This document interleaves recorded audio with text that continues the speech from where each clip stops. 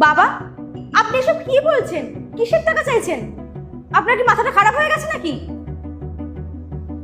এটা কেমন ভাবে কথা বলছো তুমি বাবার সাথে? আরে দেখো না, বাবা কি সব বলছে। কি বলছে বাবা? আরে দেখো না, বাবা টাকা চাইছে। হ্যাঁ তো দিয়ে দাও টাকা। আগে জানতে তো চাও কিসের টাকা চাইছে। কিসের টাকা বাবা? তোর জন্ম থেকে শুরু করে লেখাপড়া, খাওয়া দাওয়া, জামা কাপড়, এমনকি তোর বিয়ে পর্যন্ত যে খরচ হয়েছে সেই সমস্ত টাকা আমি তোর কাছ থেকে চাইছি। বাবা, আপনি কি যাতা কথা বলছেন? আরে কোন মা বাবা তার সন্তানকে বড় হওয়া পর্যন্ত যা খরচা করেছে সে টাকাগুলো ফেরত চায়? দেখুন, আপনার কোথাও ভুল হচ্ছে। এটা না একটা বাবা মার কর্তব্য। ছেলেকে লালন পালন করবে, পড়াশোনা শেখাবে, যাবতীয় খরচা সব বাবা মাকে দিতে হয়। আরে আমার বাবা মা আছে, আমাকে বড় করেছে, পড়াশোনা শিখিয়েছে, কই আমার কাছ থেকে টাকা চাইনি তো। তাহলে আপনি কেন চাইছেন? সরস্বতী, আমি এমনিতেও কদিন ধরে খেয়াল করছি বাবার চলাফেরা চেঞ্জ হয়েছে। আমি জানি না বাবা এগুলো কার কথা শুনে করছে। ঠিক আছে বাবা, বলো কত দেনা আছে তোমার? কত ঋণ করে রেখেছি তোমার কাছে? সব ঋণ শোধ করে দেবো আজকে। বলো কত টাকা চাই। আজ তুই এত বড় হয়ে গেছিস যে তুই আমার সমস্ত টাকা মিটিয়ে দেওয়ার কথা বলছিস? হ্যাঁ, সব টাকা শোধ করে দেবো। বলো কত টাকা চাই তোমার।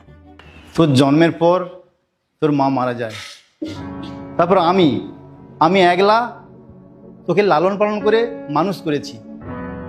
দুজনের ভালোবাসা আমি একা দিয়ে তোকে বড় করেছি। কিন্তু তুই আজ এই কথা বলছিস? তুই ছোটবেলায় যে স্কুলে পড়বি বলেছিস সেই স্কুলেই তোকে পড়িয়েছি। তোর পছন্দের জামা কাপড় কিনে দিয়েছি, তোর পছন্দের কলেজে আমি তোকে অ্যাডমিশন করিয়েছি। জানিস তো ওই সমস্ত কলেজে আমার পড়ানোর মতো সামর্থ্য ছিল না, কিন্তু তবুও তোর সুখের কথা ভেবে অনেক মেহনত করে, অনেক কষ্ট করে তোকে ওই কলেজেই আমি পড়িয়েছি।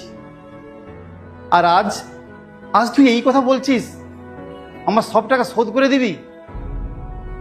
ছোটবেলা থেকে তোর সমস্ত শখ আবদার আমি নিজে হাতে পূরণ করেছি, আর আজ তুই এত বড় হয়ে গেছিস যে আমার সব খরচ পূরণ করে দিবি বলছিস?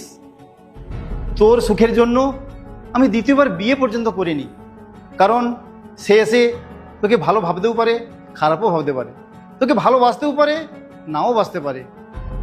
কিন্তু তুই আজ এত বড় হয়ে গেছিস যে নিজের বাপের খরচ পূরণ করে দেওয়ার কথা বলছিস। আমি একা নিজের এই দু হাতে তোকে লালন পালন করেছি, বড় করেছি। কেন? এই দিনটার জন্য তুই বাপের কদর এইভাবে করছিস?